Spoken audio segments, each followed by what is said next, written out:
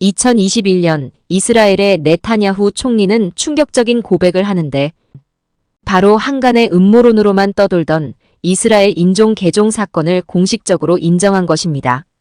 이 사건을 요약하면 이렇습니다.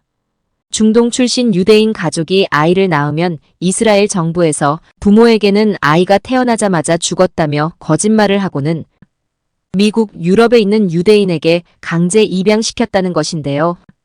이스라엘 정부가 70년 만인 2021년 이 사실을 공식적으로 인정했습니다. 이 얘기를 2021년에서 거꾸로 70년 전으로 돌아가 보면 이미 1951년에 이런 비극적인 사건을 이스라엘 스스로가 벌여왔다는 것입니다. 다시 말하면 이스라엘 주축 세력 유대인들이 중동 출신 유대인에 대해 일종의 인종 개조를 시도했다고 볼 수 있는 끔찍한 내용인데요. 2차 세계대전 당시 유럽, 특히 독일에서 유대인이라는 이유만으로 그토록 차별을 받아왔던 유대인이 오히려 더 끔찍한 인종차별을 한 것입니다. 디아스포라부터 그동안 전 세계에서 받아온 탄압과 박해로 피해자 코스프레를 해왔던 이스라엘을 좋게만 볼 수 없는 이유인 것입니다. 그리고 이런 이스라엘은 앞에서 지속적으로 살펴본 팔레스타인 문제의 중심에 서 있는 것입니다.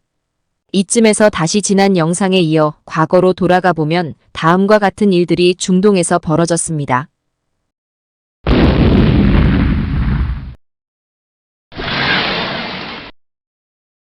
사다트 대통령 사후 이집트 대통령이 된 무바라크는 집권 초기 이스라엘과 평화 유지 기조를 이어나갔고 친서구 정책을 펼치는 것은 물론 사회 안정을 위해 무슬림 형제단과 친화적 관계를 형성하고 정치 활동까지 허용했습니다. 하지만 친서구 정책에 반대하는 무슬림 형제단은 또다시 테러를 했고 이후 무바라크 대통령은 그들을 다시 통제하기 시작했습니다.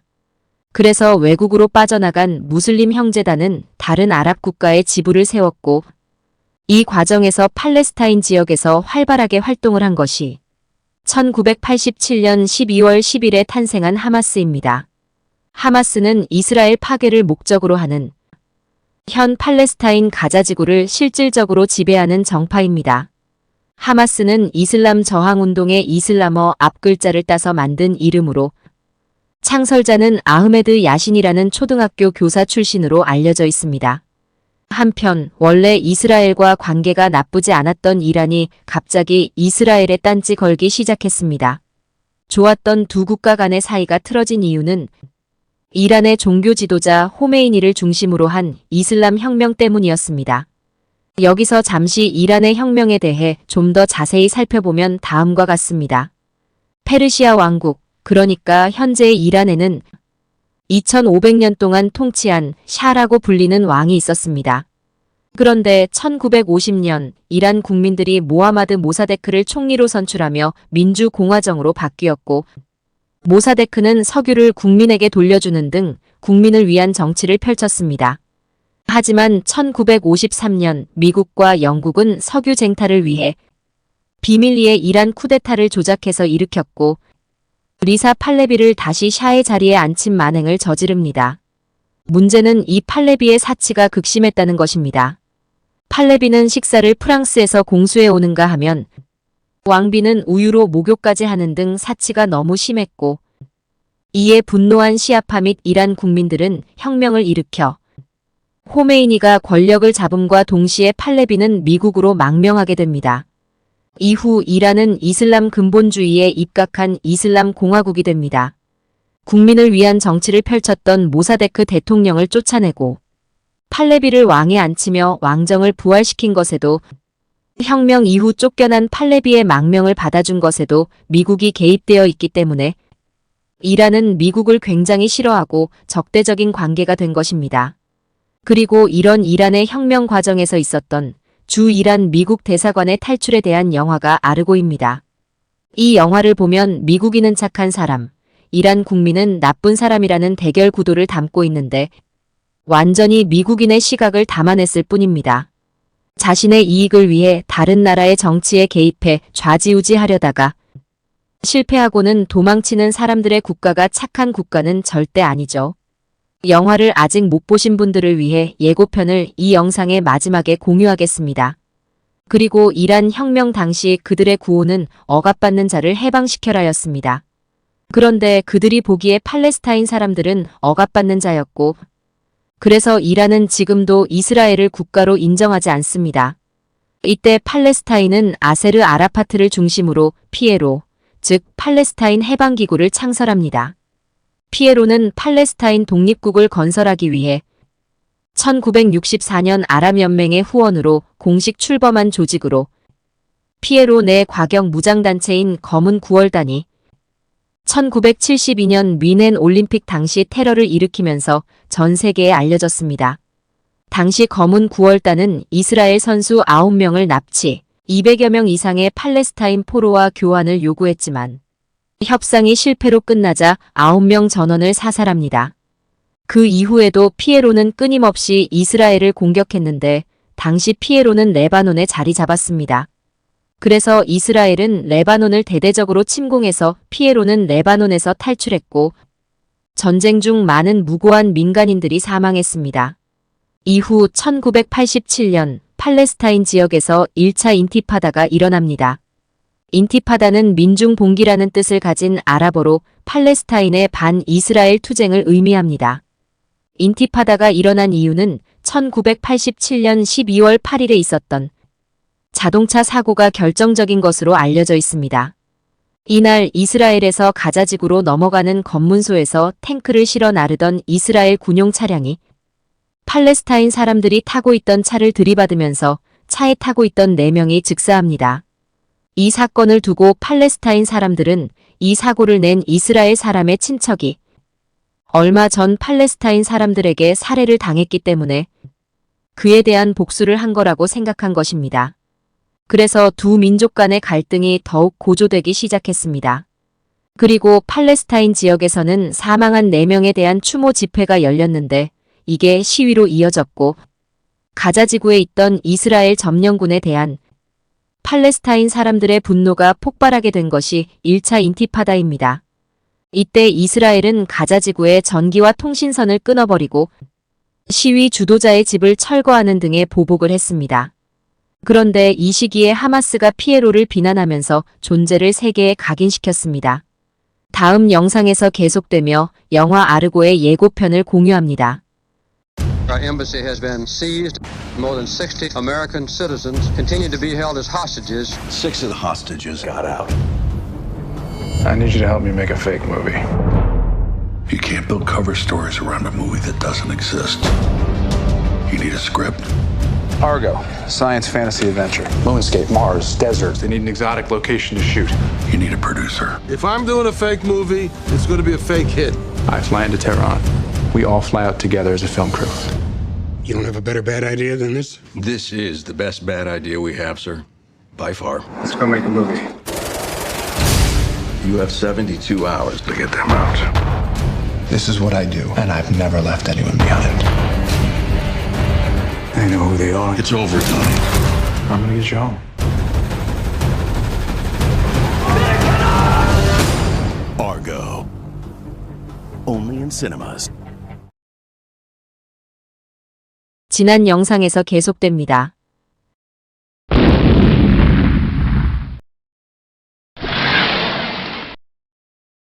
하마스가 피에로를 비난했던 이유는 피에로가 변질되었다고 생각했기 때문입니다. 피에로는 설립 당시 이스라엘 타도와 팔레스타인 해방을 목표로 강경투쟁을 했으나 1차 인티파다 기간 동안 이스라엘의 존재를 완전히 부정한다는 것은 불가능하다고 판단해서 정치적으로 해결하려고 했던 것입니다. 팔레스타인의 문제는 또 있었습니다. 1990년대 초 소련이 해체되면서 그 지역에 살던 유대인들이 이스라엘로 유입되는데 그 수가 무려 약 200만 명 정도였습니다. 그래서 이스라엘은 그들의 정착촌을 팔레스타인에 지었고 그 때문에 팔레스타인이 점점 쫓겨나게 되면서 분노가 일어나기 시작했던 것입니다. 게다가 1991년 이라크의 대통령이었던 사담 후세인이 스쿼드 미사일을 친미 국가인 이스라엘을 향해 발사하는 일까지 벌어졌습니다. 그런데 천만다행이었던 것은 이스라엘이 보복 공격을 하지 않았다는 것입니다. 당시 이스라엘의 라빈 총리와 피에로의 아라파트 의장은 1993년 빌 클린턴 미국 대통령의 중재하에 노르웨이 오슬로에서 팔레스타인 평화협정을 체결했는데 이걸 오슬로 협정이라고 합니다. 협정 내용의 일부를 보면 다음과 같습니다. 팔레스타인은 테러와 폭력을 포기하고 이스라엘 생존권을 인정한다. 이스라엘은 팔레스타인이 살 수 있는 영토를 합법적으로 제공한다. 1999년까지 가자지구와 서안지구에서 이스라엘군을 철수한다. 1994년까지 가자지구와 서안지구에 팔레스타인 자치 정부를 수립할 수 있도록 한다.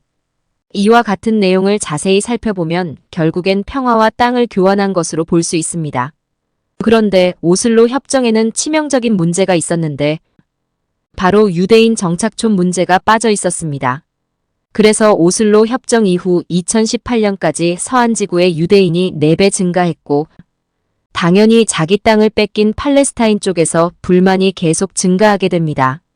반대로 이스라엘 쪽에서도 극우 세력을 중심으로 오슬로 협정 자체에 대한 불만이 커지게 되는 상황이 만들어졌고요.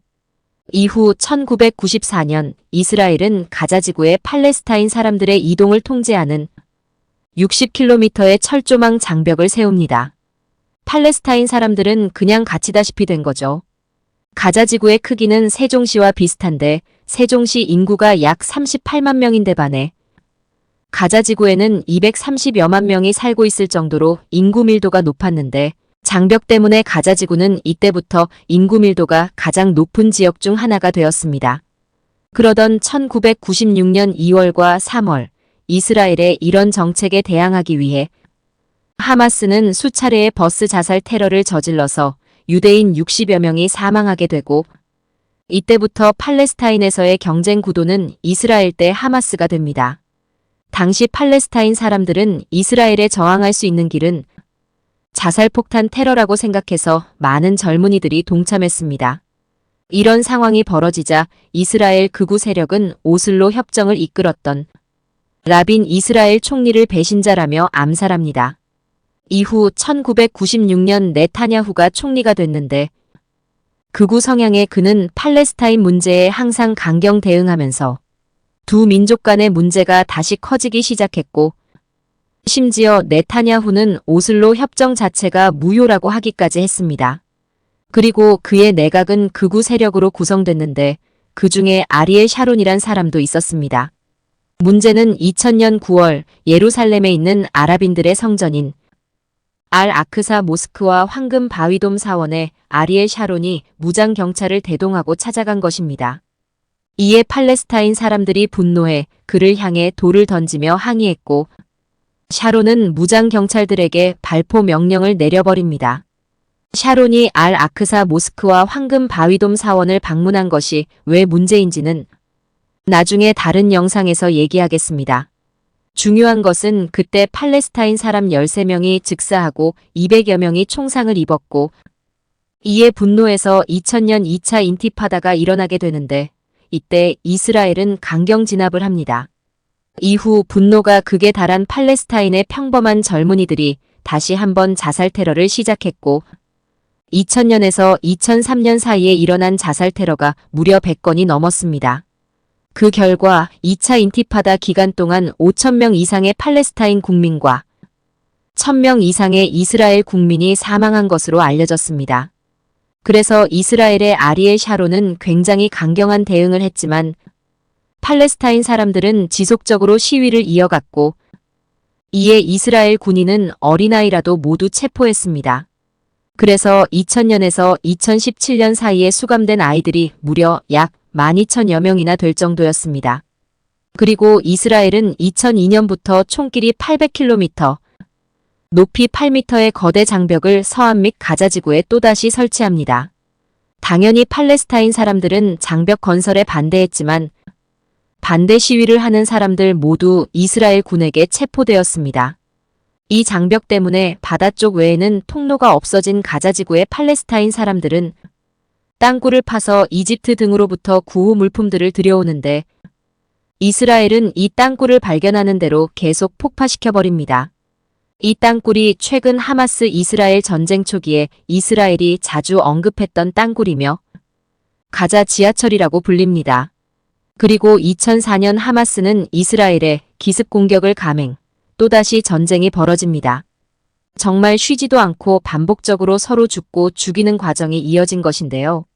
그러던 중 2004년 3월 하마스의 지도자 아흐메드 야신이 사원에서 기도를 마치고 나오는 길에 사망하는 사건이 벌어졌는데 이스라엘 헬기가 쏜 미사일에 표적 살해당한 것입니다. 엎친 데 덮친 격으로 당시 이스라엘 총리가 야신 암살 음모를 직접 계획했다는 보도가 나오면서 하마스의 분노는 극에 달하게 됩니다. 다음 영상에서 계속됩니다. 지난 영상에서 계속됩니다.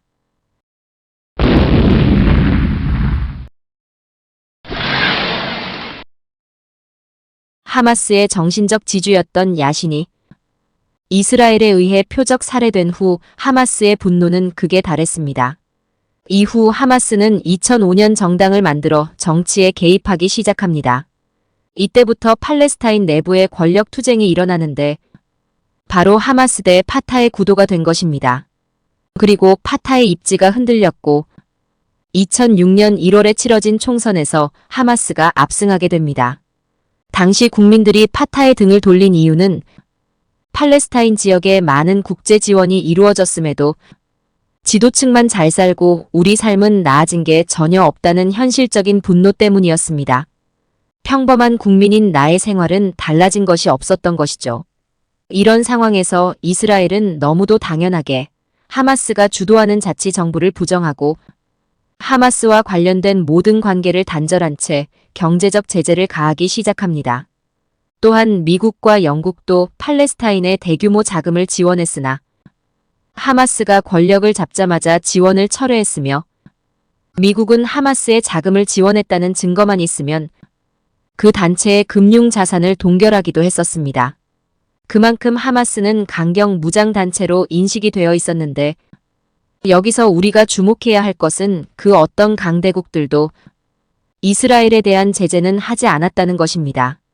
영국의 이중 계약이라는 농간질 때문에 현재 팔레스타인의 문제가 시작됐고 미국의 트루먼 전 대통령은 대선에서의 승리를 위해 묻지도 따지지도 않고 이스라엘 편을 들어서 문제가 심화됐는데 여전히 이스라엘 편만 든 것이죠. 하지만 하마스는 한 발 더 나아가 파타와 내전을 벌이고 승리하면서 서한 지역은 파타, 가자지구는 하마스가 통치하게 됩니다. 그런데 팔레스타인과 이스라엘을 자극하는 일이 또다시 벌어지게 됩니다. 2008년 이스라엘 군이 하마스 대원 3명을 사살하는 사건이 발생한 것입니다. 이에 분노한 하마스는 70발 이상의 로켓을 이스라엘로 발사했고 이스라엘은 다시 이에 대한 보복으로 가자지구를 무차별 폭격하며 민간인들의 피해가 극심하게 됩니다. 또한 2012년 11월 이스라엘이 하마스의 사령관을 표적 암살하자 하마스는 이스라엘 스스로 지옥문을 열었다며 성명을 발표하는 등 대립이 극단으로 치닫게 됩니다. 이후 2014년 6월 이스라엘 10대 소년 3명이 살해된 채로 발견되는 일이 벌어졌습니다. 이스라엘은 당연히 하마스의 짓이라고 판단, 팔레스타인 17세 소년을 불에 태워 죽이는 무자비한 짓을 감행했습니다. 그리고 이 사건으로 양측 모두 피해 복수를 다짐했는데요. 이스라엘은 가자지구를 폭격하는 것은 물론 6만 명의 지상군을 가자지구에 투입하는 전쟁을 일으켰습니다. 반대로 하마스와 팔레스타인 사람들은 강력하게 저항하면서 이 전쟁은 무려 50일간이나 이어졌습니다. 그런데 여기서 또 한 번 미국이 뻘짓거리를 하면서 분란집에 부채질을 했습니다. 2017년 12월 트럼프 전 대통령이 1995년 미 의회가 예루살렘 대사관법을 채택함으로써 연방정부는 미국 대사관을 예루살렘으로 이전함과 동시에 이 도시를 이스라엘의 수도로 인식하도록 촉구했다라고 발표한 것입니다. 쉽게 얘기하면 예루살렘은 이스라엘의 수도니까 주 이스라엘 미국 대사관을 예루살렘으로 옮기겠다는 것입니다. 문제는 1947년 유엔이 예루살렘을 어느 나라에도 속하지 않는 국제 공동구역으로 결정했는데 트럼프는 이걸 정면으로 위반한 것입니다. 그래서 트럼프의 이 발언 이후 팔레스타인의 분노는 극에 달했고 하마스가 이스라엘에 미사일을 쏴서 공격하고 이스라엘은 강력한 군사력으로 반격하는 일이 벌어지기도 했습니다. 그리고 2018년 이스라엘은 하마스의 특수부대가 바다를 통해 침투해 오는 것을 막기 위해서 해상 장벽까지 세웠습니다. 이 해상 장벽은 지중해 방향으로 약 200m 길이로 돌무더기를 쌓았고 그 위로 6m 높이의 철조망을 세운 구조였습니다. 게다가 2020년 트럼프의 주도하에 이스라엘, UAE, 바레인이 아브라함 협정을 체결하는데 협정의 목적은 이란을 견제하기 위한 것이었습니다. 겉으로 내세운 목적은 중동의 평화협정이었지만 팔레스타인 문제는 해결하려는 의지도 없었고 오로지 미국의 이익만을 위한 것이었죠. 그러던 2021년 12월 이스라엘은 가자 지구에 약 1조 3천억 원을 들여 스마트 장벽을 완공하게 됩니다. 장벽의 길이는 무려 65km, 높이는 6m나 되었고 수많은 감시 카메라와 센서, 레이더 등이 장착이 된 장벽이었습니다. 결국 가자 지구는 완전히 봉쇄된 것이나 마찬가지였고 팔레스타인 사람들 역시 바깥 세계와 단절된 채 이동의 자유가 제한되었습니다. 오직 검문소를 통과해야만 가자 지구를 벗어날 수 있었고 검문소를 통과하는 데만 2~3시간 걸릴 정도였습니다. 심지어 이스라엘 군인은 검문소에서 팔레스타인 사람들을 구타하고 총으로 위협하는 등 비인간적인 만행을 저질렀습니다. 그래서 국제사회는 이스라엘의 비인간성에 대해 비난하기도 했었습니다. 저는 이런 이스라엘의 일련의 행동이 나치가 유대인에게 했던 일과 똑같다고 생각합니다. 나치가 유대인을 강제 수용소에 가두고 홀로코스트라는 만행을 저지른 것과 그 유대인이 팔레스타인 사람들을 가자지구에 가두고 검문소에서 폭행을 일삼는 것은 차이가 없다는 것이죠. 홀로코스트라는 대놓고 저지른 대량 학살이 있느냐 없느냐의 차이일 뿐입니다. 나치에 의해 인종 탄압을 당했던 유대인들이 그 복수를 팔레스타인 사람들에게 했고 또 하고 있는 것입니다. 이스라엘이 디아스포라 때부터 자신들을 무자비하게 탄압했던 유럽과 러시아에게 복수하지 않고 아무 죄 없고 그 지역에서 먼저 살고 있던 팔레스타인에게 하는 이유는 오로지 땅 때문입니다. 그 근거는 나중에 설명할 불법 정착촌 문제에서 극명하게 드러납니다. 이후 2021년 5월 팔레스타인 가자지구에서 하마스는 이스라엘을 향해 약 4,300여 대의 로켓을 발사했고 이스라엘은 전투기를 이용해 가자지구에 보복 폭격을 했는데 당시 양측 사망자는 약 300여 명, 부상자는 약 2,000여 명이 발생했습니다. 그리고는 2023년 10월 7일 첫 영상의 서두에서 얘기했던 전쟁이 다시 발발했고 2024년 1월 기준으로 현재 진행형인 상태입니다. 그리고 그 과정에서 이란이 하마스에 대해 우호적인 발언을 해서 미국과 세계는 이란의 참전 여부에 대해 촉각을 곤두세우기도 했었습니다. 그런데 당시 이스라엘은 미사일 방어 시스템인 아이언돔이 있었는데 아이언돔의 격추율은 무려 90%에 달하는 것으로 알려져 있었습니다. 하지만 아이언돔이 발사하는 미사일은 한 발당 약 6만 달러로 엄청 비쌌기 때문에 방어할 수 있는 한계가 있었습니다. 당시 이스라엘이 아이언돔에 준비한 미사일은 약 1,000발이었던데 반해 하마스가 이스라엘에 발사한 미사일은 하마스 주장에 따르면 수천 발이어서 아이언돔이 제 기능을 못했던 것입니다. 중요한 것은 원래는 보통 미사일을 쏘고 끝났던 공격이었는데 이 전쟁에서 역사상 처음으로 팔레스타인 무장 병력이 이스라엘을 침범했다는 것입니다. 다음 영상에서 계속됩니다. 지난 영상에서 계속됩니다.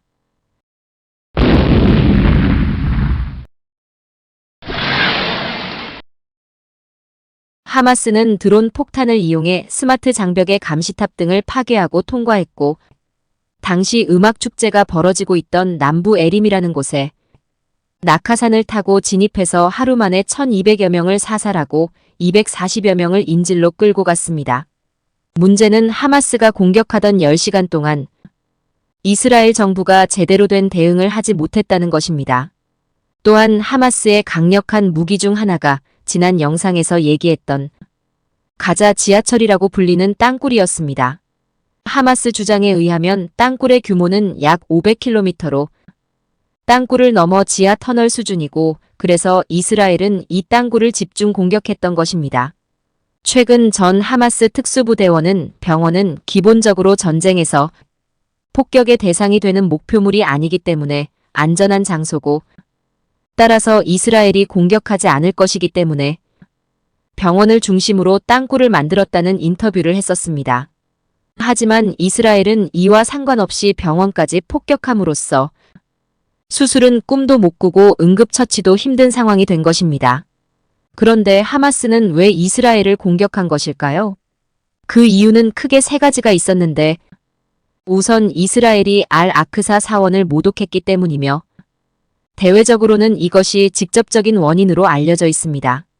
문제는 알-아크사 사원이 이슬람 신자들에게 굉장히 성스러운 의미를 지닌 곳이라는 것입니다. 코란에서 예언자 무함마드가 천상계 여행을 하는 대목에서 등장하기 때문인데요. 그래서 메카 메디나와 함께 이슬람의 3대 성지로 불리고 있습니다.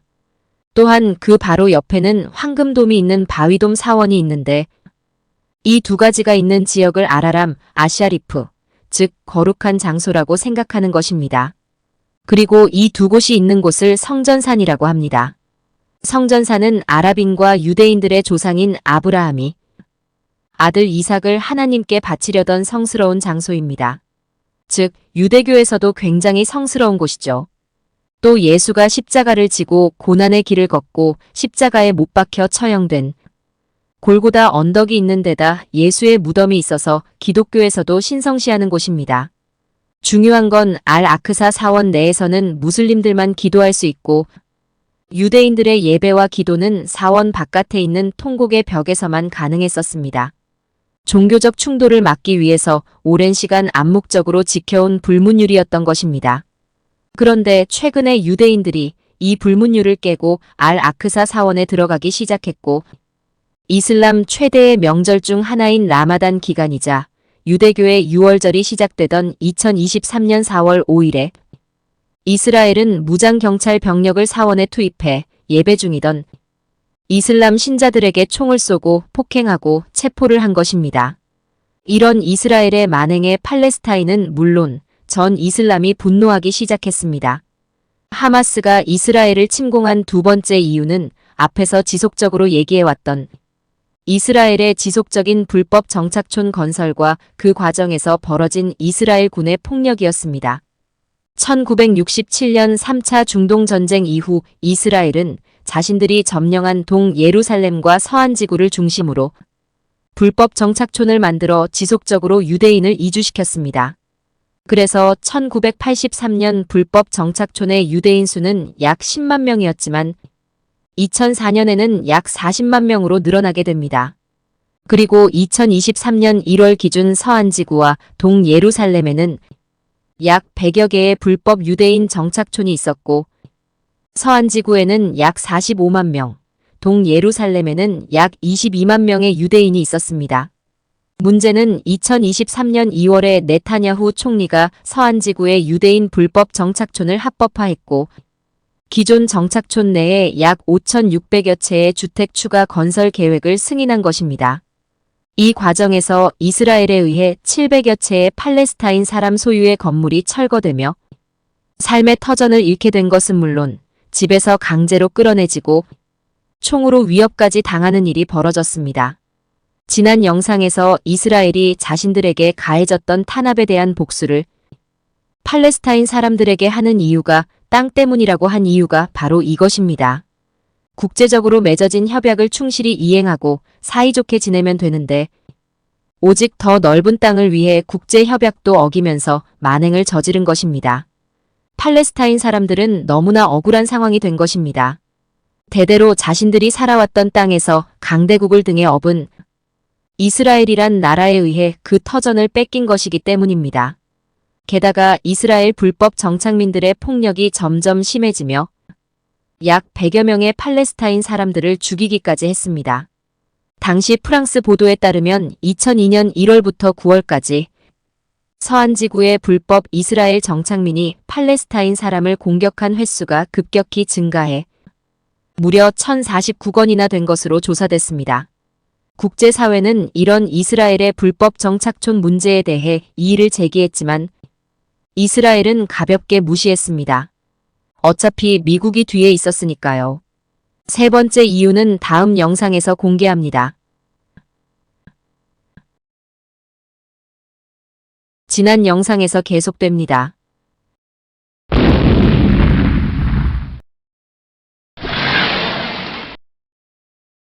하마스가 이스라엘을 침략한 세 번째 이유는 사우디와 이스라엘의 수교였습니다.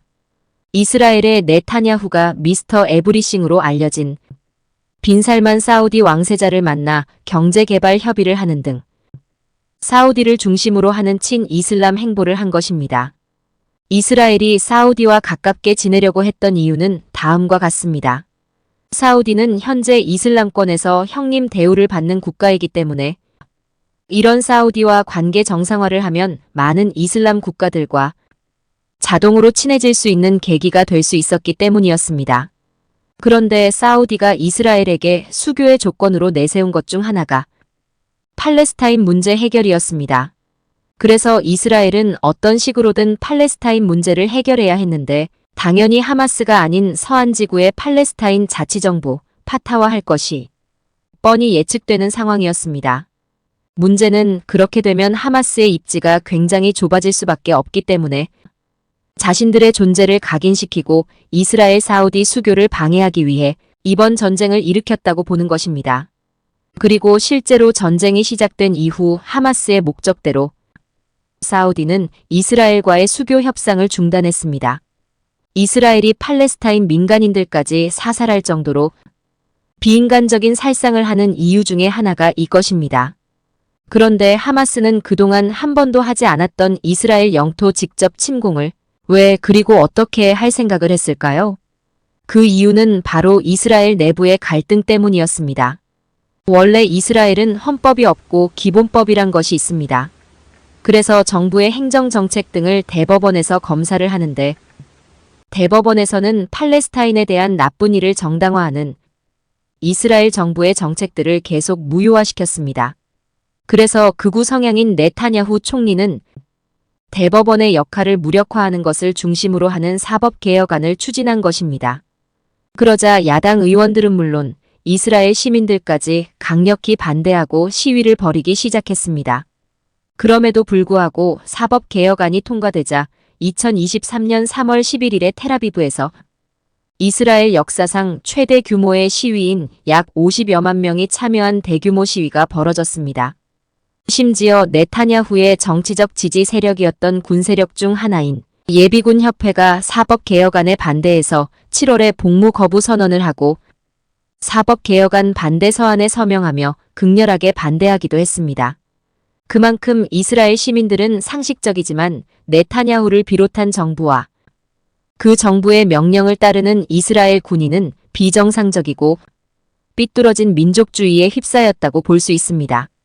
그리고 이런 사고와 행동은 국제사회와 경제 환경 등에 어떤 영향을 미치고 그런 것들이 우리 생활에 어떤 악영향을 미치는지 보여주는 사례라고 할 수 있습니다. 이처럼 이스라엘 사회가 분열되자 하마스는 이 틈을 파고들어 기습 공격을 한 것입니다. 그리고 이 상황에서 국제사회는 헤즈볼라가 이 전쟁에 끼어들 것인지에 대해 촉각을 곤두세우고 있습니다. 헤즈볼라는 알라의 당이란 뜻으로 뮌헨 올림픽 사건 이후 1982년에 이스라엘이 피에로 소탕을 위해 본부가 있는 레바논을 침공할 때 이에 맞서기 위해 결성된 레바논 무장투쟁 조직입니다. 헤즈볼라는 레바논 정규군보다 강력한 무력을 소유한 것으로 알려져 있습니다. 그래서 하마스보다 군사력이 월등히 높고 전 세계에서 가장 강력한 비정규군으로 알려져 있으며 이스라엘과 맞짱을 뜰 수 있을 정도입니다. 그리고 이들의 목표 역시 하마스처럼 팔레스타인의 이슬람 국가를 건설하는 것입니다. 이런 헤즈볼라가 주목받는 이유는 그 뒤에 이란이 있기 때문입니다. 이란은 왕정 폐지 이후 반이스라엘 조직을 직간접적으로 지원해왔고 그래서 헤즈볼라 참전은 이란 참전이 됩니다. 그리고 이것은 곧 세계대전으로 확장될 가능성이 높습니다. 게다가 이란도 하마스처럼 사우디와 이스라엘의 수교를 굉장히 싫어했습니다. 그래서 네타냐후는 헤즈볼라에 대해 참전은 실수가 될 거라고 강력히 경고하기도 했습니다. 또한 전쟁 발발 이후 2023년 11월 3일 헤즈볼라 최고 지도자인 하산 나스랄라는 레바논 전선의 모든 가능성은 열려 있다는 성명을 발표했습니다. 즉, 필요하다면 전쟁에 참여하겠다는 얘기인데 실제로 이스라엘을 공격하면서 레바논 이스라엘 접경 지역에서 교전이 일어나기도 했었습니다. 더 큰 문제는 이라크의 준 군사집단 조직 바드르, 예멘의 후티 반군 등 아랍권의 다른 조직들도 필요하면 참전하겠다는 뜻을 밝혔습니다. 그리고 2024년 1월 후티는 홍해에서 미국 선박을 공격했고 미국은 이에 대한 보복 공격을 하기도 했었습니다. 이런 분위기 때문에 5차 중동 전쟁이 발발하는 게 아니냐는 위기감이 고조되었으나 아직은 거기까지 이르지는 못했습니다. 이후 지난 2024년 1월 26일 네덜란드 헤이그에 위치한 국제사법재판소가 이스라엘의 집단학살 행위를 방지할 모든 조치를 취하라고 판결했습니다. 또한 자국 군대가 집단학살을 저지르지 않도록 하고 직접적이고 공개적 선동은 처벌하라고 명령했습니다. 다시 말하면 이스라엘이 하마스 괴멸을 명분으로 벌이고 있는 전쟁을 학살이라고 규정한 것입니다. 또한 영국 시사지 이코노미스트와 영국 데이터 조사 기업 유고부가 지난 2024년 1월 21일에서 23일까지 미국 성인 1660여 명을 대상으로 실시한 여론조사에서 미국 성인 중 35%가 팔레스타인에 대한 이스라엘의 군사작전은 대량 학살이 맞다고 답변하기도 했습니다. 하지만 네타냐후로 대변되는 이스라엘 정부는 이에 아랑곳하지 않고 오직 자신들을 위한 땅을 위해 학살을 지속하고 있습니다. 지금까지 여러 편의 영상을 통해 중동의 가장 큰 문제인 팔레스타인에 대해 알아봤습니다. 유대인들의 기본 인사는 샬롬인데 평화를 뜻한다고 합니다. 그리고 아랍인들의 기본 인사인 아살람 알라이쿰은 평화가 당신에게 있기를이란 뜻이며 그 대답은 보통 와 알레이쿠무 살람인데 당신에게도 평화가 있기를이란 뜻입니다. 즉, 두 민족의 기본 인사 자체가 평화인데 아이러니하게도 두 민족은 철천지원수가 되어 서로를 죽이는 전쟁을 벌이고 있습니다. 문제는 이 원인이 어디에 있느냐인데 지난 영상에서 수차례 얘기했던 것처럼 영국과 미국입니다. 그리고 이스라엘의 욕심, 즉 팔레스타인 땅에 유대인 불법 정착촌을 지속적으로 확장했기 때문입니다. 그래서 팔레스타인 문제를 해결하기 위해선 영국, 미국과 함께 이스라엘이 결자해지의 마음을 갖고 양보할 건 하고 해결할 건 해결해야 합니다. 그렇지 않으면 중동은 오랜 시간이 흐른 뒤에도 화약고로 남아있을지도 모릅니다. 올리브는 유대인과 아랍인들에게 공통적으로 복과 평화를 상징합니다. 그래서 2014년 6월 8일에 프란치스코 교황이 당시 팔레스타인 자치정부 수반인 아바스와 이스라엘 페레스 대통령을 초대해서 중동의 평화 정착을 위한 기도회를 개최한 후 바티칸 정원에 함께 올리브 나무를 심었습니다. 부디 올리브처럼 중동 지역에도 평화가 오기를 기원합니다. 고맙습니다.